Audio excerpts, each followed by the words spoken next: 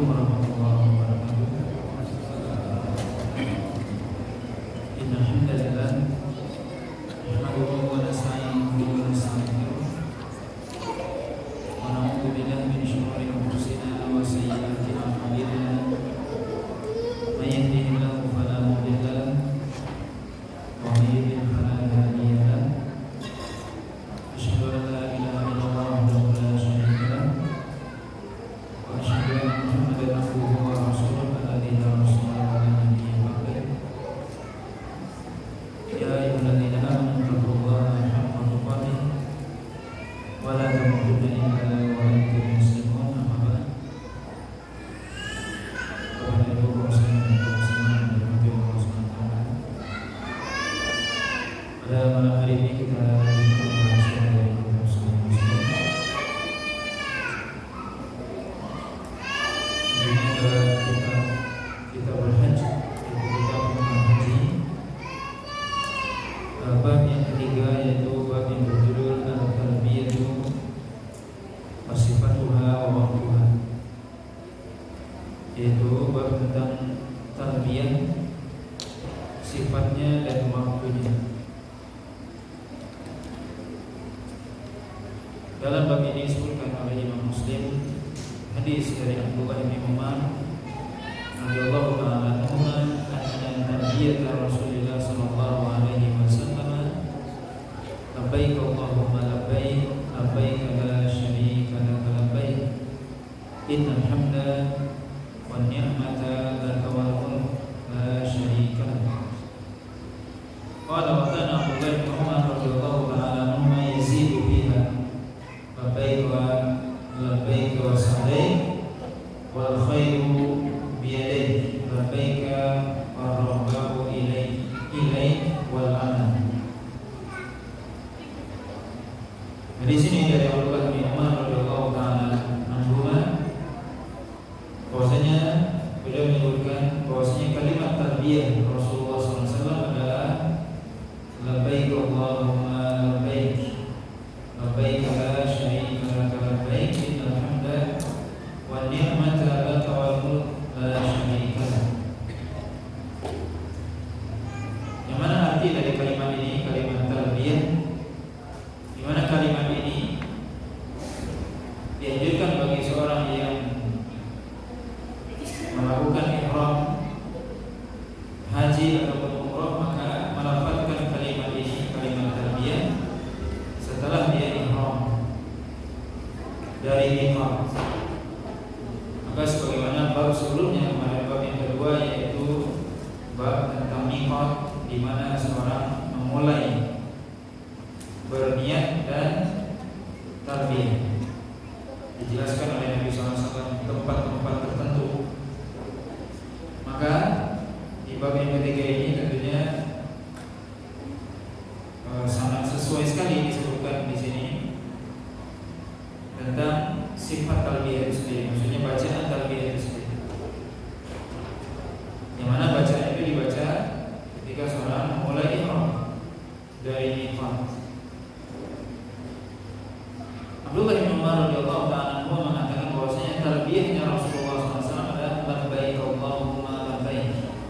Labbaik artinya adalah, kata para ulama, di antara makna, disebutkan beberapa makna oleh Imam An-Nawawi, yaitu yang pertama ijabatan ba'da ijabah wa luzuman bi ta'atika, yaitu memenuhi panggilan Engkau ya Allah dan senantiasa mengikuti mentaati. Jadi labbaik artinya adalah memenuhi panggilan Engkau dan senantiasa berada di atas ketaatan kepada Engkau.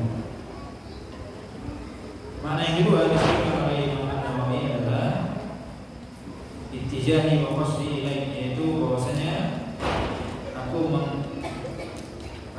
menghadap kepadamu dan aku bermaksud kepadamu ya Allah. Itu maksudnya labbaik artinya aku menghadap kepada Engkau dan bermaksud kepada Engkau. Juga disebutkan makna yang lain yaitu mahabbati, yaitu kecintaan Engkau kepada, kecintaan Engkau kepada Engkau.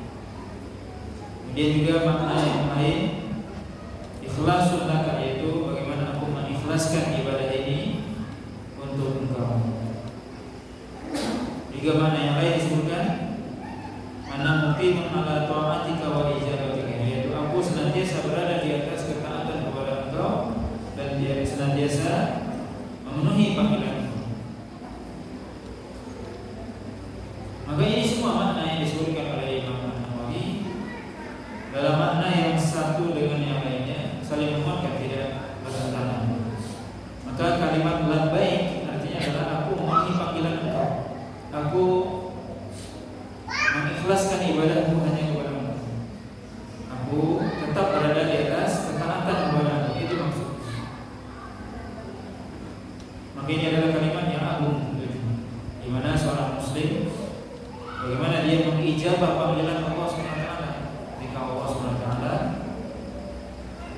menyuruh manusia untuk beribadah kepadanya, terkhusus ibadah haji atau umrah.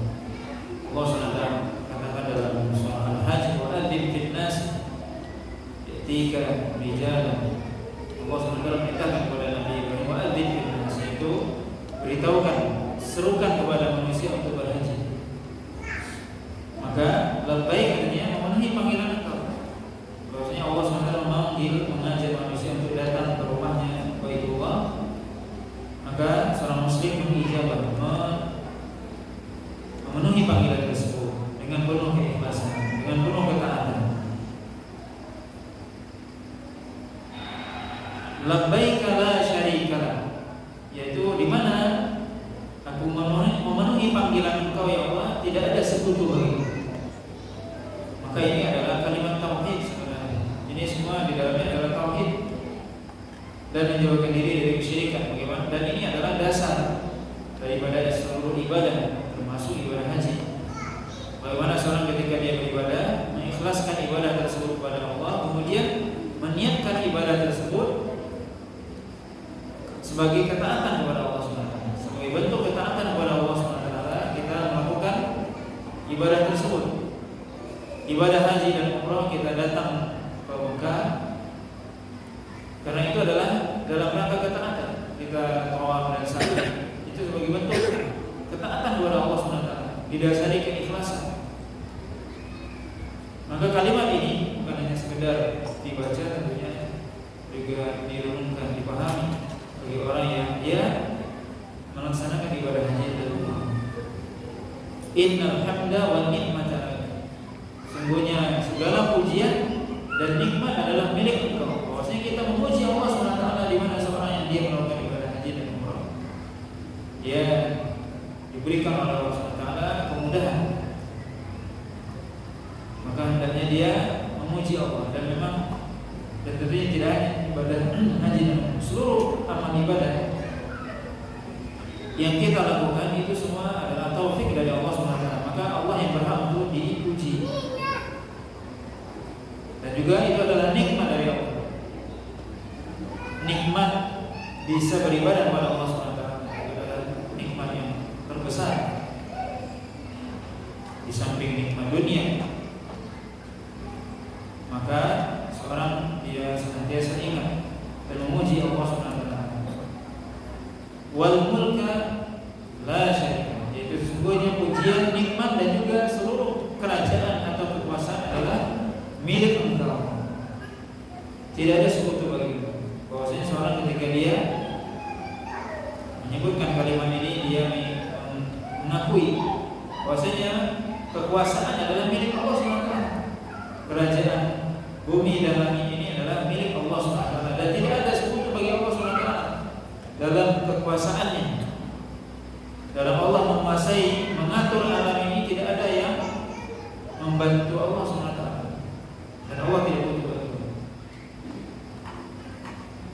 La syarika, tidak ada sekutu bagi Allah SWT, baik dalam rububiyah Allah SWT, itu dalam perbuatan Allah, ataupun dalam ibadah.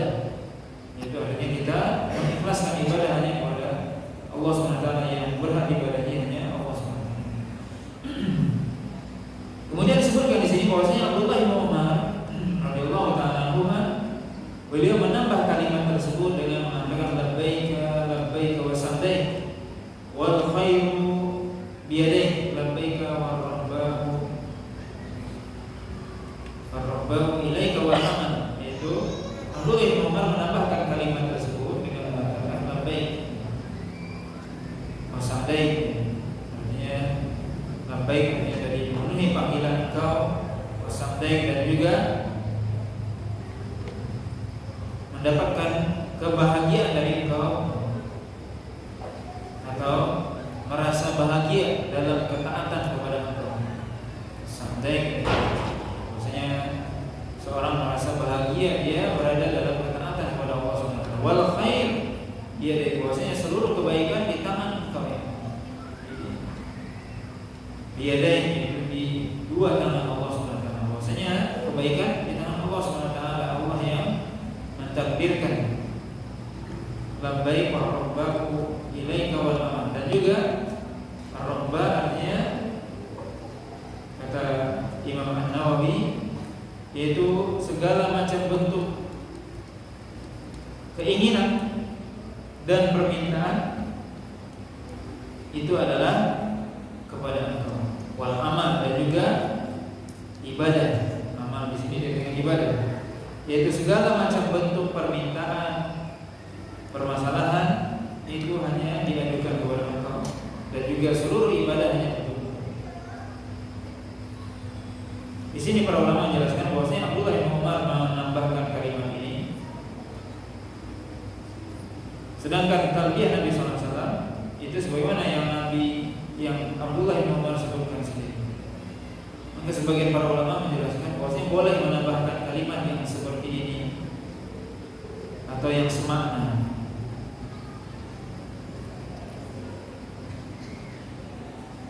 Kemudian hadis selanjutnya,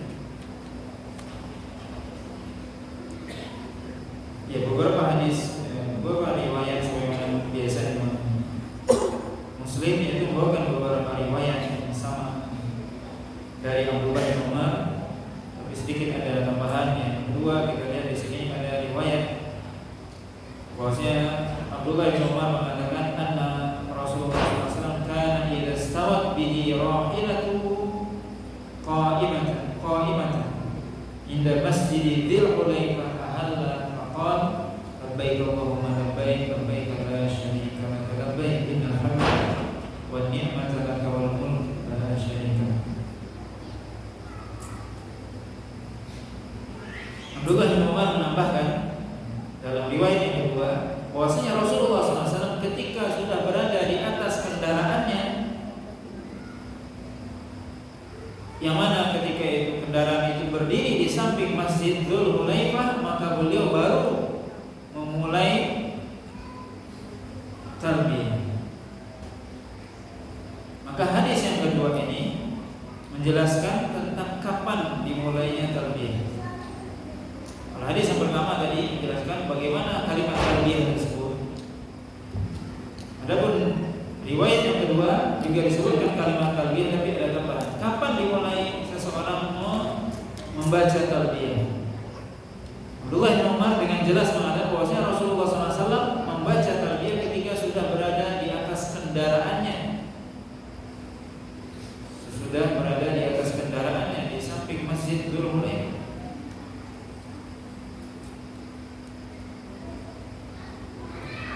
Maka para ulama menjelaskan bahwasanya seorang ketika dia datang ke Masjid Dzul Hulaifah, memang disebutkan dalam hadis yang diriwayatkan oleh Imam Bukhari bahwasanya Rasulullah mengatakan bahwasanya ada malaikat yang menyuruh Nabi SAW untuk salat di wadi. Jadi wadi itu adalah lembah. Jadi di situ dulu adalah lembah, kemudian dibangun Masjid Dzul Hulaifah. Maka disyariatkan salat di situ. Tapi para ulama menjelaskan bukanlah itu maksudnya adalah salat ihram sebagaimana yang dipahami oleh sebagian ulama. Maka para ulama menjelaskan tidak ada istilah salat ihram, salat sunnah ihram. Tapi Tapi yang ada adalah bagaimana Nabi SAW memang sholat sunnah di Dzul Hulaifah, karena pertama itu adalah masjid. Maka para ulama jelaskan kalau seorang datang ke masjid Dzul Hulaifah tepat ketika sholat fardu maka cukup. Atau dia memang mengikuti apa yang disebutkan oleh Nabi SAW, dianjurkan untuk sholat di situ, sholat sunnah biasa, tapi bukan sholat sunnah ihram. Maka tidak dikiaskan kepada mikot-mikot yang lain. Seorang misalnya dia tiba di Yalamlam atau di yang lain, kemudian dia sholat sunnah ihram, tidak, maka tidak dikiaskan. Tapi dia sholat hanya di masjid dulu, kecuali dia meniatkan itu di sholat tahiyatul masjid. Kalau dia masuk masjid itu berarti lain lagi, tapi tidak diniatkan kalau ini adalah sholat sunnah ihram. Ini pendapat yang kuat menurut para ulama. Walaupun sebagian ulama ada pendapat tapi yang kuat adalah bahwasanya tidak ada istilah sholat sunnah ihram. Maka seorang yang datang ke Dzul Hulaifah atau Bir Ali sekarang lebih terkenalnya, maka dia di situ sholat sunnah, minimal dia meniatkan sholat sunnah di masjid, dia datang di situ. Dan dia meniatkan sebagaimana Nabi SAW sholat di situ, tapi bukan diniatkan sholat sunnah. Kemudian kapan dia memulai talbiyah? Yang mayoritas para ulama, Imam Nawawi, Imam Malik, Imam Syafi'i mengatakan sesuai dengan hadis ini. Riwayat Abdullah bin Umar yaitu ketika dia sudah berada di kendaraannya. Adapun sebagian lagi Imam Abu Hanifah mengatakan setelah dia selesai sholat itu, setelah selesai sholat kemudian dia mengatakan misalnya labbaik Allahumma umratan, dia atau dia itu bagi orang yang umrah misalnya, atau bagi orang yang haji labbaik Allahumma umratan mutamatti'an ilal hajj, orang yang haji mutamati atau tamattu. Sebagian membaca hal tersebut, lafaz tersebut di Masjid Dzul Hulaifah setelah sholat. Itu adalah pendapatnya Imam Abu Hanifah. Tapi yang lebih tepat adalah kapan seorang membaca itu, yaitu ketika dia berada di atas kendaraannya. Kalau sekarang mungkin dia berada di atas bisnya. Ketika itu dia memulai membaca labbaik Allahumma umratan, kemudian dia memulai talbiyah. Sebagian orang mengatakan bahwasanya labbaik Allahumma umratan itu dikatakan sebagai niat haji atau umrah, walaupun sebagian ulama mengatakan tidak, bukan niat. Sebagian mengatakan itu niat. Maka sebagian ada yang mengatakan dilafazkan, sebagian Imam Nawawi sendiri mengatakan cukup, tidak harus dilafazkan dengan Imam Nawawi. Dilarang. Tapi yang dilafazkan adalah labbaik Allahumma, yaitu kalimat talbiyah. Dan kalimat talbiyah ini dimulai setelah dia berada di atas kendaraan, setelah dia mengucapkan dalam hatinya atau dilafazkan boleh. Ketika dia mengatakan labbaik Allahumma, setelah itu dia mengatakan labbaik Allahumma labbaik, memulai talbiyah. Maka memang ini hadis yang disebutkan oleh Imam Muslim dari Abdullah bin Umar menjelaskan tentang kapan seorang memulai kalimat talbiyah. Di mana di sini disebutkan ketika Nabi SAW berada di kendaraan.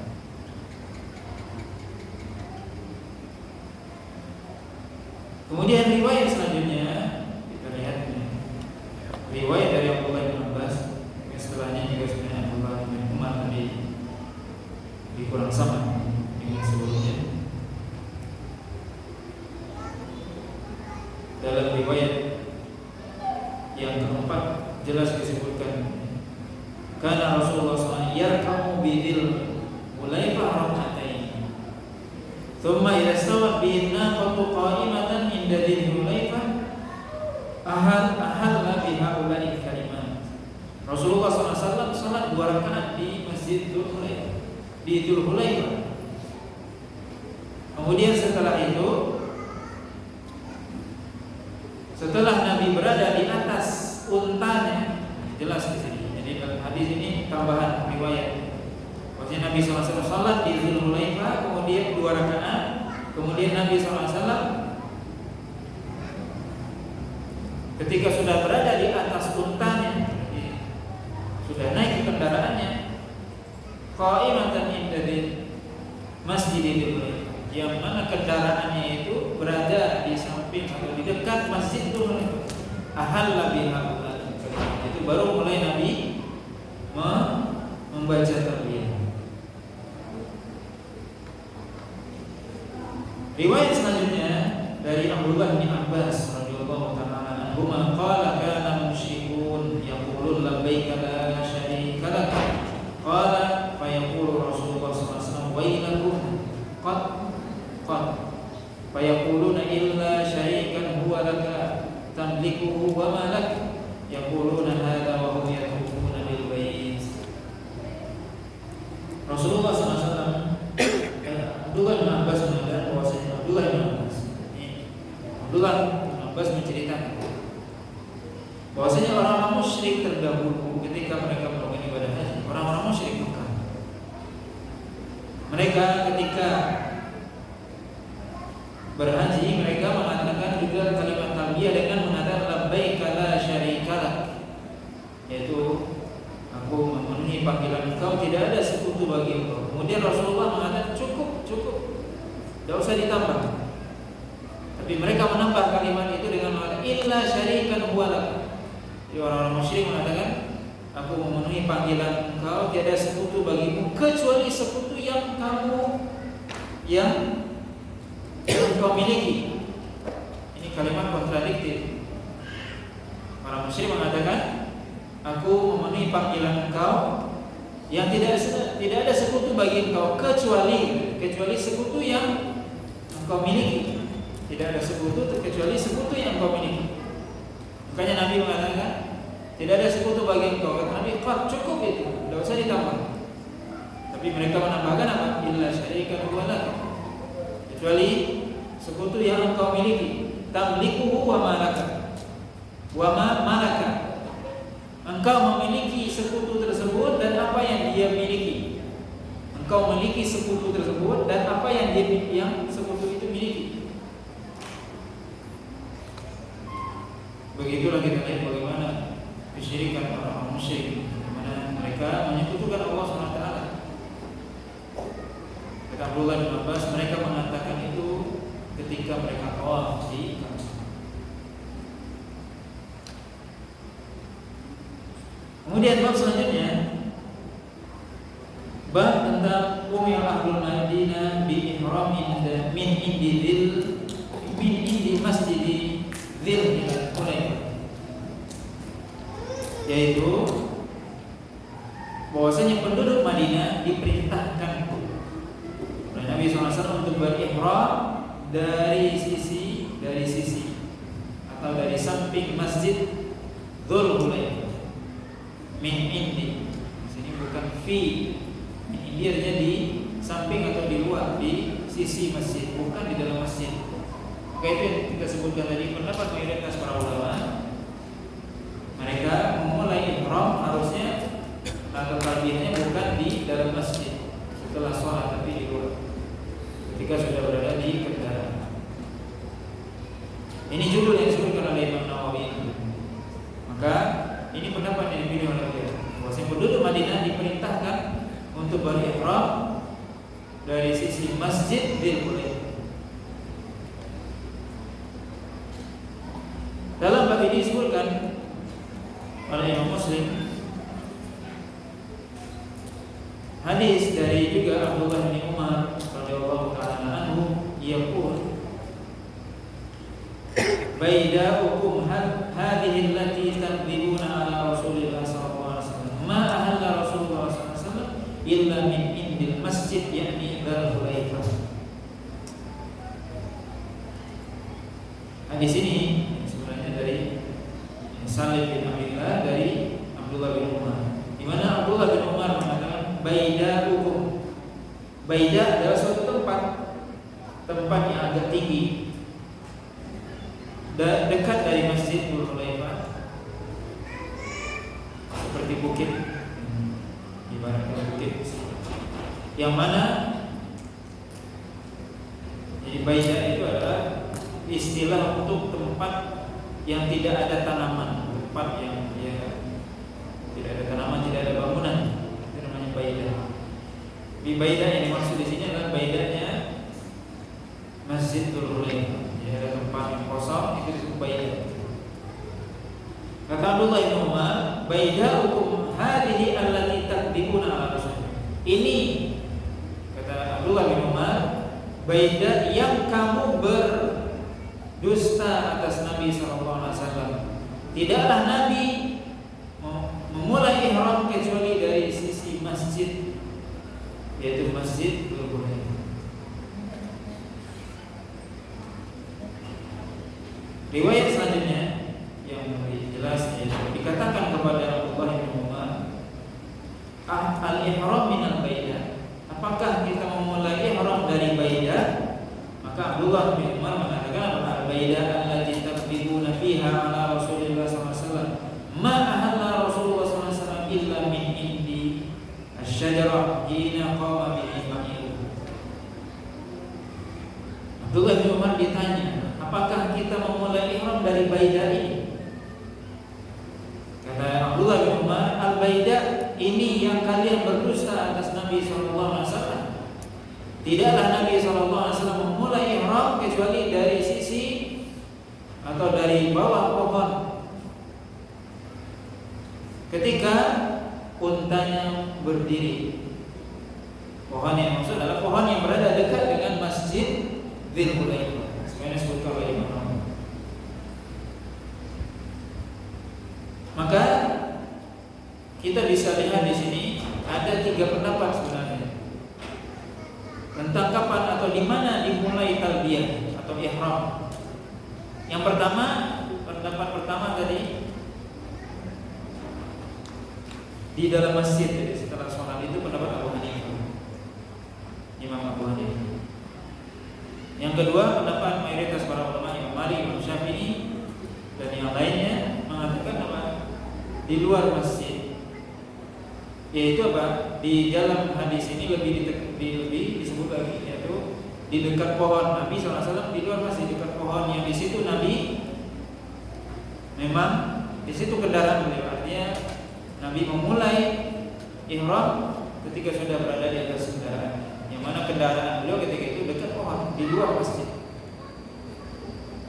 Yang ketiga adalah yang memulai ihram di Baidah, yaitu tempat yang agak maju,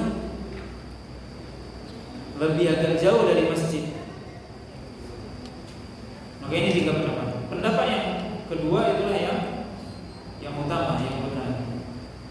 Itu adalah mayoritas para ulama. Di sini Abdullah bin Umar mengingkari orang yang dia memulai ihram di Baidah. Dia sudah lewat berarti miqat. Di mana Abdullah bin Umar di sini mengatakan allati takdzibuna fiha Rasulullah. Kalian berdusta. Tapi di sini maksudnya adalah para ulama menjelaskan kita harus mengetahui istilah para ulama atau bukan para ulama tapi istilah orang Arab terdahulu. Memang dalam bahasa Arab kata kadzib atau dusta, mungkin kalau kita mengartikannya dusta. Apa yang maksud dengan kadzib? Yaitu kata para ulama ahli orang-orang Arab mengatakan apa? Al-kadzib artinya adalah ikhbar ala khilafu ma huwa alaihi, yaitu kita memberitakan sesuatu tidak sesuai dengan kenyataan, itu disebut dusta. Ketika seorang memberitakan, apa yang maksud dengan dusta? Definisi dusta apa? Ikhbaru khilaf ma huwa alaihi, yaitu seseorang memberitakan sesuatu yang berbeda dengan realita kenyataan. Tetapi pemberitaan ini dibagi menjadi 2. Kalau orang itu sengaja, itulah dia berdusta, yang dia berdosa. Tapi kalau dia tidak sengaja, mungkin dia lupa atau tidak tahu, maka itu tidak berdosa. Maka inilah yang dimaksud. Makna yang kedua ini dimaksud dalam hadis ini. di mana maksud dari Abdullah bin Umar di sini menyampaikan ketika sebagian orang memulai ihram di Baidah, kata Nabi, kalian salah, kalian lupa, itu maksudnya. Jadi kalian lupa, Nabi bukan di situ. Nabi sebenarnya sudah memulai ihram talbiyahnya di dekat masjid ketika beliau sudah menaiki kendaraan.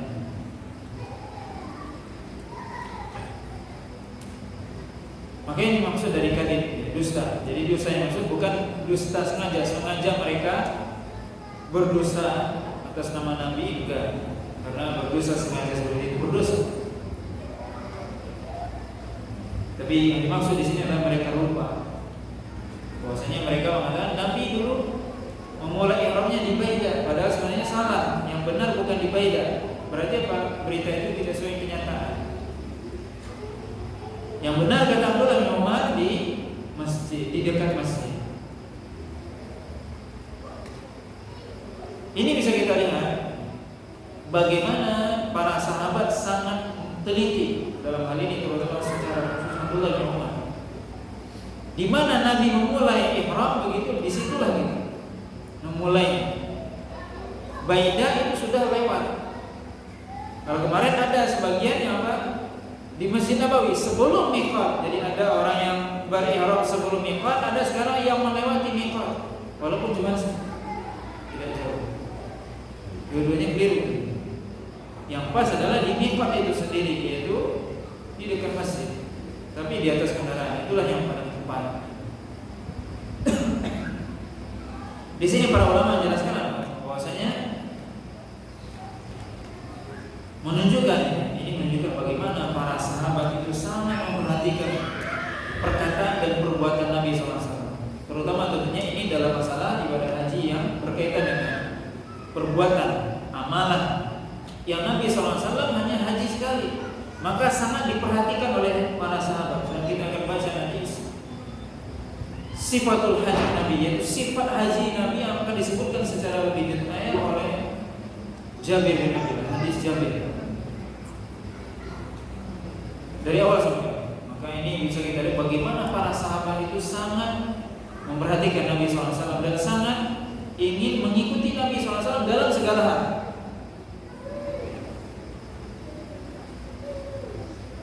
Kemudian bab selanjutnya, bab ini sebenarnya menguatkan bab sebelumnya, yaitu al-ihlal min haitsu tambaitu ar-rahilatu, yaitu al-ihlal artinya memulai ihram dan talbiyah, yaitu ketika seseorang sudah bersiap di atas kendaraannya. Itu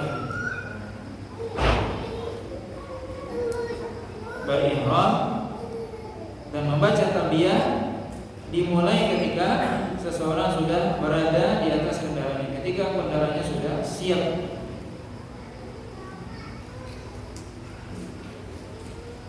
Di sini disebutkan juga hadis dari Abdullah bin Umar. Seorang tabi'in yang bernama Ubayd bin Jurair berkata, bahwasanya beliau berkata kepada Abdullah bin Umar, "Ya Aba Abdurrahman, ra'aituka tasna'u arba'an lam ara ahadan min ashabika yasna'u." Qala ma hunna ya ibn Juraij? Qala ra'aituka la tamassu min al-arkani illa al-yamaniyain, wa ra'aituka la talbasu ni'alaini as-sittiyah, wa ra'aituka tasbahu bis-sufrah, wa ra'aituka idza kunta bi Makkah ahalla an-nasu idza ra'aw al-hilala wa lam tuhilla anta hatta yakuna yawm at-tarwiyah.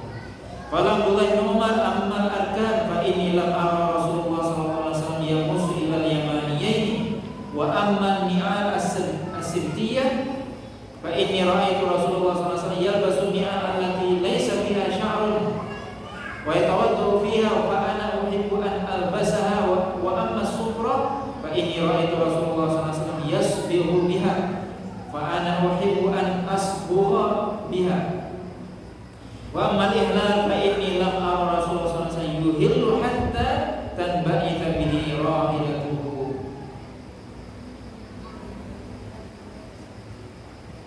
Yaitu hadis dari seorang tabi'in bernama Ubayd bin Quraisy.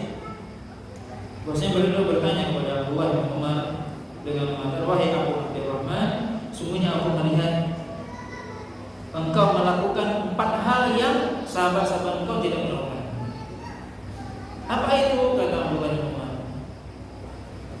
Pertama, aku melihat engkau tidak menyentuh dari bagian Ka'bah kecuali 2 rukun, 2 tiang Yaman. Yang kedua, aku tidak melihat, dan aku melihat engkau menggunakan sandal as-sibtiyah. Kemudian aku melihat engkau yaitu mewarnai. Dan aku melihat engkau ketika berada di Mekah, seluruh manusia ketika sudah melihat bulan, maka mereka berihlal, yaitu berihram, sedangkan engkau tidak berihlal sampai pada hari terakhir. Maka Abdullah bin Umar kemudian menjawab, adapun rukun, maka aku tidak pernah melihat Rasulullah SAW kecuali hanya menyentuh 2 rukun Yaman. Adapun ni'al, adapun sandal sibtiyah, maka aku melihat Rasulullah SAW memakainya dan di mana sandal itu tidak memiliki bulu dan beliau berwudu dengannya. Dan aku ingin atau suka memakainya. Adapun sufrah, yaitu warna, maka aku melihat Rasulullah SAW memakai warna. Dan aku ingin juga memakai warna. Dan adapun ihlal, maka atau memulai ihram, aku tidak melihat Rasulullah SAW memulai ihram kecuali ketika kendaraan beliau sudah siap. Apa maksudnya? Yang pertama, aku tidak melihat engkau menyentuh kecuali 2 rukun. Ini yang pertama, yaitu maksudnya adalah ketika kita melakukan ibadah haji atau umrah, ketika kita tawaf, maka tentunya Ka'bah itu punya 4 tiang. 4 tiang ini secara umum dibagi menjadi 2. Namanya pertama Yamaniyah, ini 2 tiang Yaman. Kenapa dikatakan Yaman? Karena dia ke arah negeri Yaman. Kemudian 2 tiang Syamiyah, Syam. Kenapa? Karena dia mengarah ke negeri Syam. Maka 2 tiang Yaman itu adalah satu rukun Yamani yang paling terkenal namanya sekarang. Kemudian satu lagi yang tiang yang ada Hajar Aswadnya. Itu 2 tiang ini namanya Yamaniyah ini, karena 2 ini mengarah ke negeri Yaman. Sedangkan 2 lagi Syamiyah ke negeri Syam. Maka Abdullah bin Umar beliau mengatakan, aku tidak menyentuh kecuali 2 rukun ini. Kenapa? Karena Nabi cuma menyentuh itu. Maka kita ketika haji atau umrah, kita dianjurkan untuk tentunya menyentuh 2 tiang ini. Rukun Yamani namanya.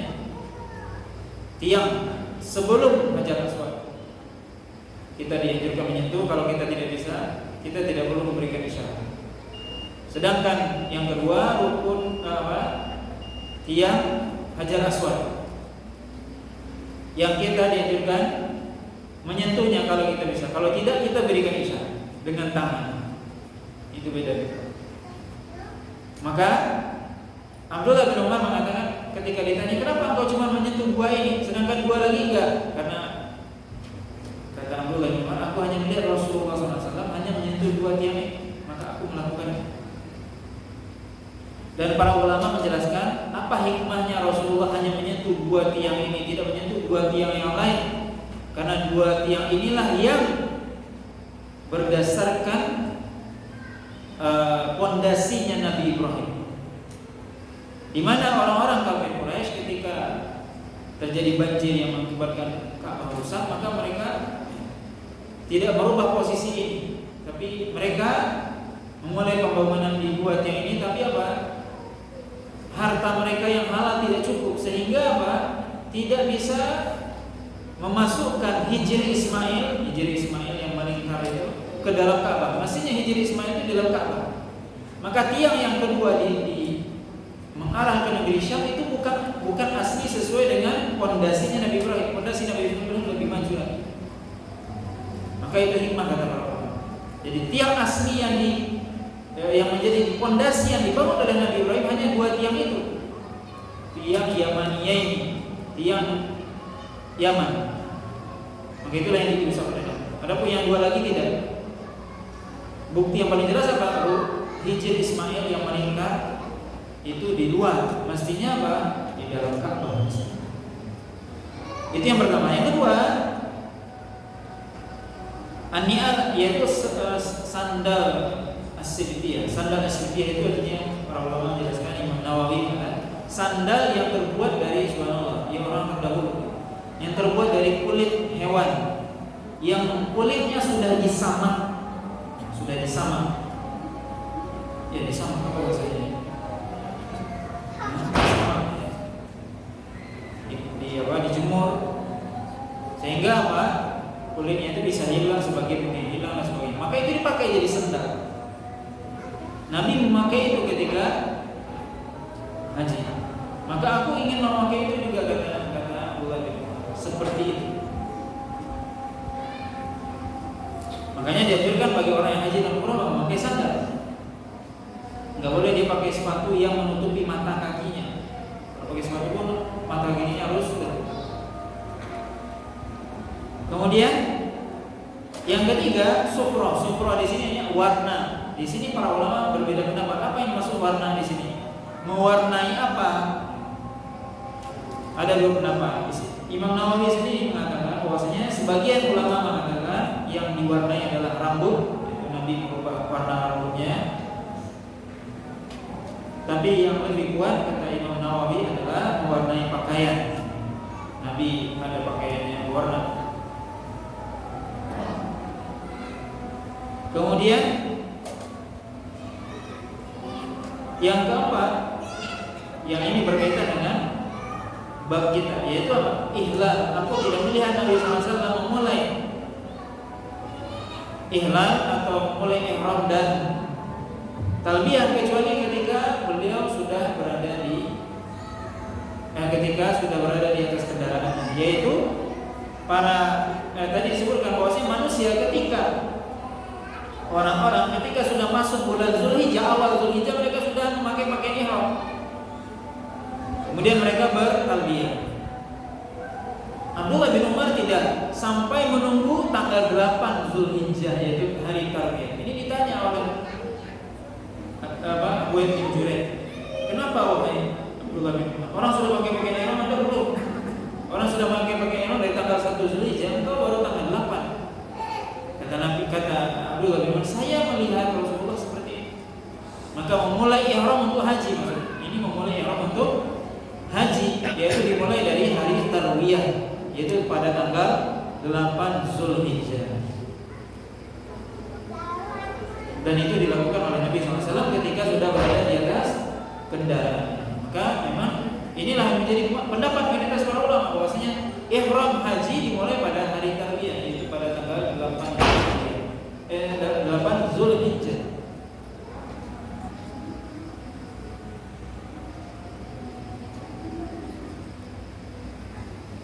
Kemudian ya, riwayat setelahnya juga ya semuanya sama, yaitu menguatkan riwayat sebelumnya, di mana riwayat sebelumnya mengatakan apa? Bahwasanya Nabi itu memulai. Ya tentunya kalau tadi bagi orang yang dia ihram untuk umrah misalnya, dia di Bir Ali, kalau dia dari Madinah, dia mulai memakai memulai talbiyah dan ihramnya, yaitu di atas kendaraannya di Masjid Dzulhulaifah. Adapun orang yang dia berhaji, tentunya yang dia sudah berada di Mekah, maka dia tentunya berihramnya dari Mekah. Dia tidak perlu balik ke Miqat. Miqatnya adalah di Mekah. Tapi dia memulainya di mana? Ketika dia sudah berada di atas kendaraan, ketika ingin di hari tarwiyah. Di mana? Ketika dia ingin berangkat ke Mina, karena pada tanggal 8 Zulhijjah itu semua orang menuju Mina. Berarti ketika dia di atas kendaraan menuju Mina pada tanggal 8 Zulhijjah, itulah waktu yang seharusnya dia memulai talbiyah. Dan talbiyah itu dibaca sampai kapan? Sampai dia memulai tawaf. Bagi orang yang haji sampai dia memulai tawaf, namanya tawaf ifadah. Itu pada tanggal 10 Zulhijjah, atau memulai melontar jumrah Aqabah, itu sampai tanggal 10 Zulhijjah. Jadi dia berarti 2 hari, tanggal 8, 9 itu bertalbiyah. Kemudian ada pun orang yang berumrah ya sejak dia berihram sampai dia memulai tawaf umrahnya, itu dia bertalbiyah.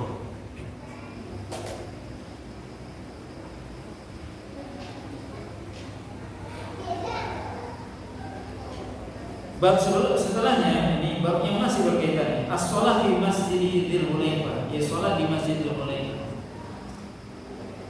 Dari Ubaidillah bin Abdullah bin Umar, bahwasanya Abdullah bin Umar mengatakan bata Rasulullah SAW di Hulaifah mabda'ahu wa shalla di masjidina. Rasulullah SAW itu bermalam di Masjidil Hulaifah, kemudian salat di masjidnya. Para ulama menjelaskan yang disyariatkan adalah salat. Adapun bermalam di Masjidil Hulaifah tidak disyariatkan. Kemudian Bapak dan Ibu dirahmati Allah SWT, terakhir mungkin pembahasan kita adalah apa hukumnya talbiyah itu sendiri. Ini mungkin perlu. Di sini Imam Nawawi menyebutkan bahwasanya hukum talbiyah, mengucapkan kalimat talbiyah tadi setelah kita berihram, yaitu sebagian ulama atau mayoritas para ulama mengatakan bahwasanya, dan ini pendapat Imam Syafi'i, bahwasanya talbiyah itu hukumnya adalah sunnah. Membaca talbiyah itu hukumnya sunnah, sebagaimana zikir yang lain. Jadi artinya seorang ketika dia haji atau umrah, ketika dia sudah berihram, dianjurkan dia bertalbiyah. Kalau misalnya dia capek, dia boleh ganti dengan tapi yang paling utama dia talbiyah, itu yang paling utama. Sepanjang jalan dia misalnya dari Madinah ke Mekah, yang paling utama adalah dia talbiyah. Tapi kalau dia berzikir yang lain boleh. Karena talbiyah sunnah hukumnya. Ini pendapat pertama. Yang kedua, ya kalau sunnah berarti apa? Kalau dia tinggalkan tidak ada masalah, tidak berdosa. Tapi tentunya dia kehilangan keutamaan.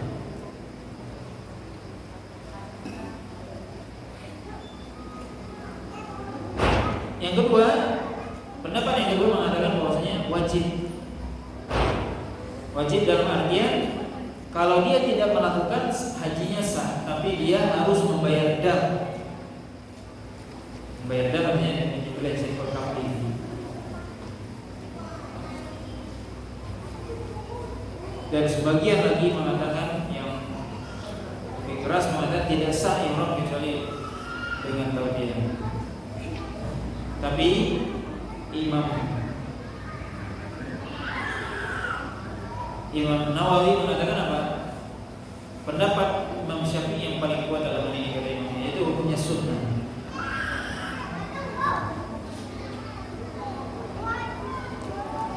Imam Malik mengatakan apa?